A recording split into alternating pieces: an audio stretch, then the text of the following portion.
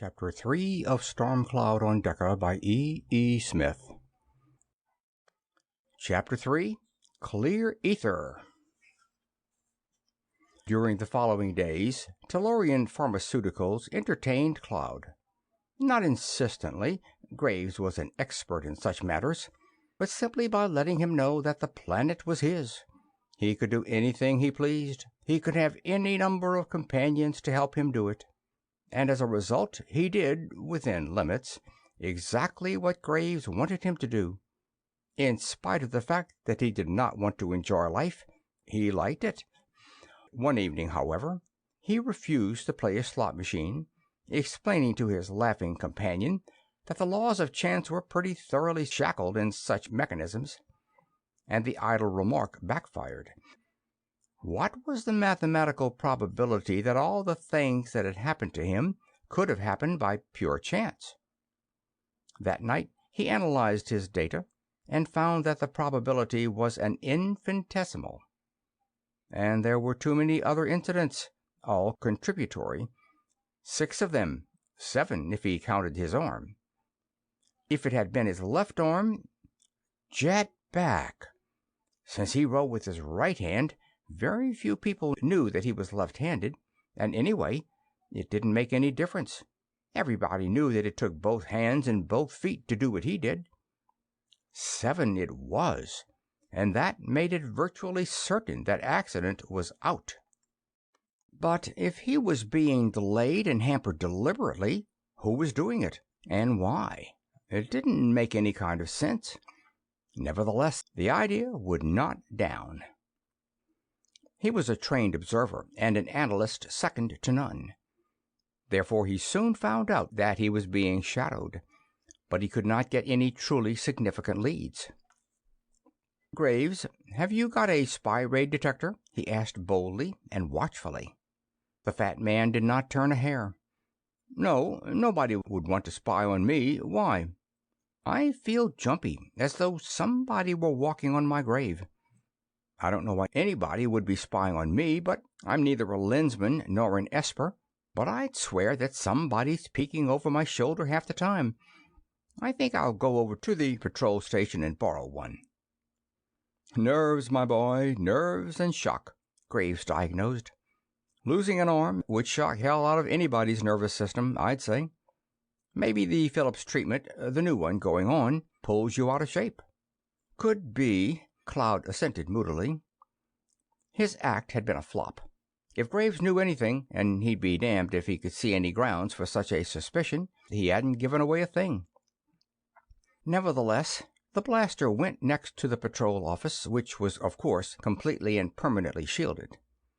There he borrowed the detector and asked the lieutenant in charge to get a special report from the patrol upon the alleged gems and what, if anything, it knew about either the cruiser or the pirates. To justify the request, he had to explain his suspicions. After the messages had been sent, the young officer drummed thoughtfully upon his desk. "Wish I could do something, Dr. Cloud, but I can't see how I can," he decided finally. "I'll notify narcotics right away, of course, but without a shred of evidence I can't act, even if they are as big a Zwilnick outfit as Wimbleson's was on Bronseka. I know, I'm not accusing them. It may be anything from Betamar to Andromeda. All firms, all individuals for that matter, have spy ray blocks. Call me, will you, when you get that report?" The call came eventually, and the patrolman was round-eyed as he imparted the information that, as far as anyone could discover, there had been no Nonabarian gems, and the rescuing cruiser had not been a patrol vessel at all. Cloud was not surprised. "I thought so," he said flatly. "This is a hell of a thing to say, but it now becomes a virtual certainty, mathematically. The probability approaches absolute certainty as a limit. That this whole fantastic procedure was designed solely to keep me from analyzing and blowing out that vortex. Here's what I'm going to do." Bending over the desk, even in that ultra-shielded office, he whispered busily for minutes. "But listen, Doctor," the patrolman protested. "Wait, let a lensman do it. Do you realize that if they're clean and if they catch you at it, nothing in the universe can keep you from doing at least 90 days in the clink? Yes, but if we wait, the chances are that it'll be too late. They will have had time to cover up whatever they're doing. What I'm asking you is, will you back my play if I catch them with the goods? Yes, we'll be here, armored and ready, but I still think you're completely nuts. Maybe so. But if my mathematics is wrong, it is still a fact that my arm will grow back on just as fast and clink as anywhere else. Clear ether, Lieutenant, until tonight. Cloud made an engagement for luncheon with Graves. Arriving a few minutes early, he was, of course, shown into the private office. Seeing that the manager was busily signing papers, he strolled aimlessly to the side window and seemed to gaze appreciatively at the masses of gorgeously blooming flowers just outside. What he really saw, however, was his detector. Since he was wearing it openly upon his wrist, he knew that he was not under observation. Nobody knew that he had in his sleeve a couple of small but highly efficient implements. Nobody knew that he was left-handed.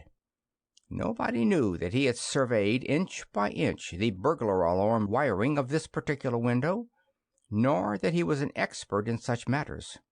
Therefore no one saw what he did, nor was any signal given that he did anything at all. That same night, however, that window opened alarmlessly to his deft touch. That side was dark, but enough light came through the front windows so that he could see what he was doing. Bad or good, he did not know. These walls might very well have eyes, but he had to take that chance. One thing was in his favor. No matter how crooked they were, they couldn't keep armored troops on duty as night watchmen. That would be begging for trouble. And in a pinch, he could get the patrolmen there as fast as they could get their thugs.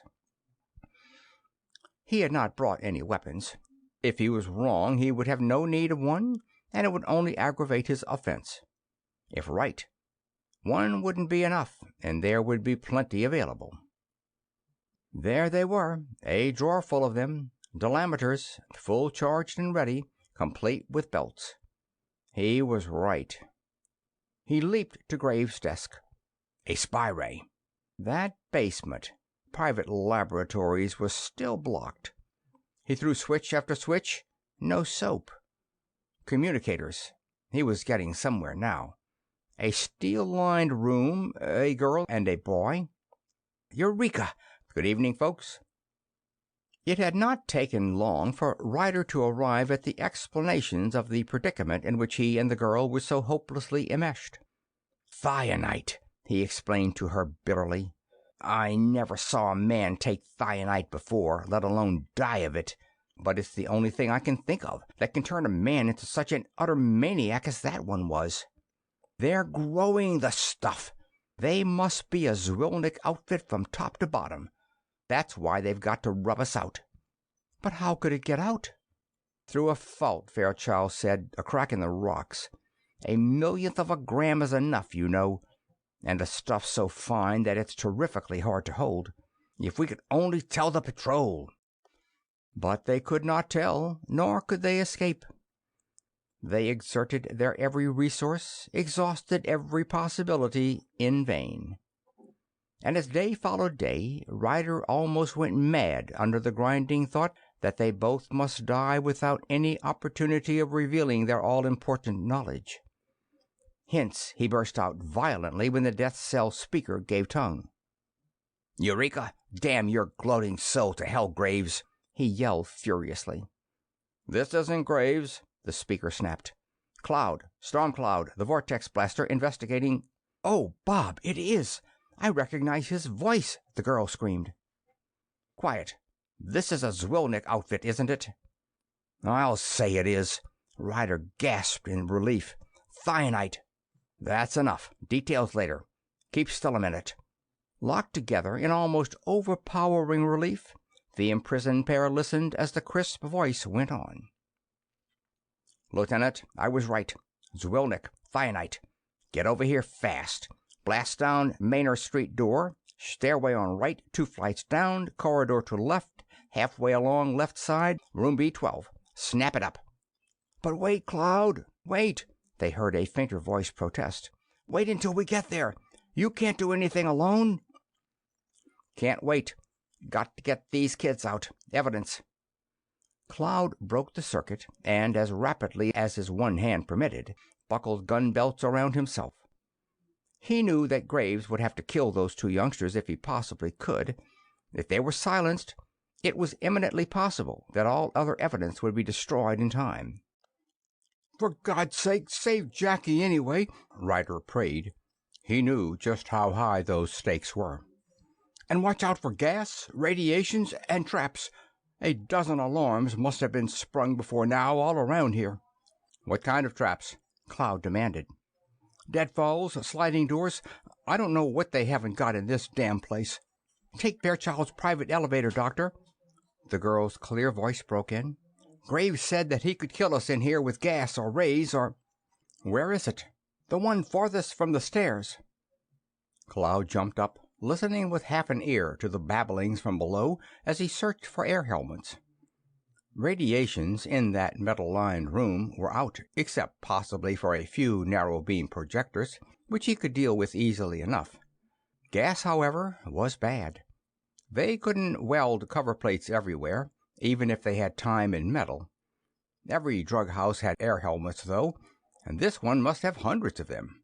Ah, here they were. He put one on and made awkward shift to drape two more around his neck. He had to keep his one hand free. To the indicated elevator he dashed, down 2 floors. He ran along the corridor and drove the narrowest, hottest possible cutting beam of his delameter into the lock of room B12. It took time to cut even that small semicircle in that refractory and conductive alloy, altogether too much time, but the kids would know who it was. The Zwilniks would unlock the cell with a key, not a torch. They knew. When Cloud kicked the door open, they fell upon him eagerly. "A helmet and a delameter apiece. Get them on quick. Now help me buckle this. Thanks. Miss Jackie, stay back here, clear of our feet. You, man, lie down here in the doorway. Keep your ray gun outside and stick your head out just barely far enough to see. No farther." A spot of light appeared in a port, then another.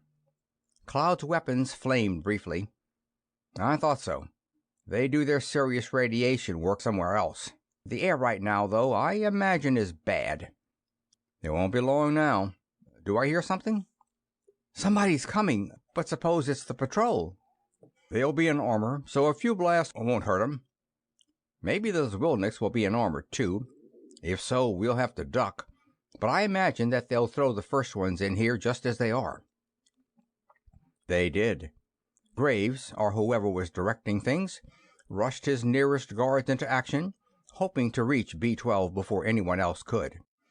But as that first detachment rounded the corner, Cloud's delameter flamed white, followed quickly by Ryder's, and in those withering blasts of energy the Zwilniks died. The respite was, however, short. The next men to arrive wore armor against which the delameters raved in vain, but only for a second. "Back!" Cloud ordered, and swung the heavy door as the attacker's beams swept past.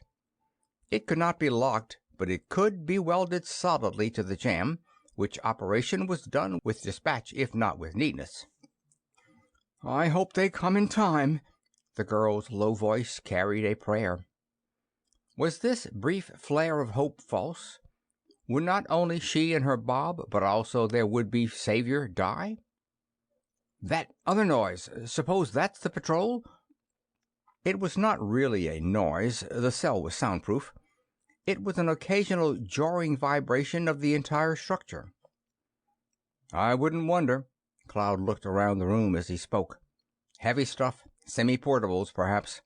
Well, let's see if we can't find some more junk like that trapdoor to stick onto that patchwork. Jackie, you might grab that bucket and throw water.